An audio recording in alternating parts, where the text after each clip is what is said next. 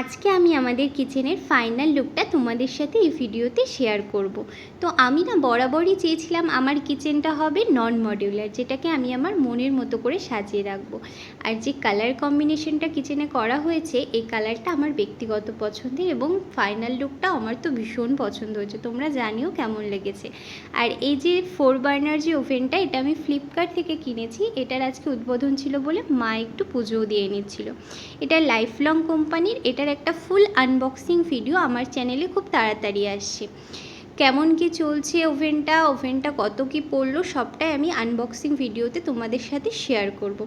Online থেকে যা যা জিনিস কিনেছিলাম, চপিং বোর্ড, তেলের শিশি, সব কিছুই কিন্তু আজকে ব্যবহার করেছি নতুন কিচেনে। আর ফার্স্ট দিন কিচেনে আমাদের রান্না হয়েছিল চিকেন। তো সেই চিকেনটাকে আমি ম্যারিনেট করে নিচ্ছিলাম। এখানে একটু নুন, হলুদ আর সর্ষের তেল দিয়ে মা এটাকে সুন্দর করে মাখিয়ে দিয়েছিল। মাখিয়ে দেওয়ার পর মোটামুটি 10 মিনিট মতো রেখে দিতে হয়েছিল।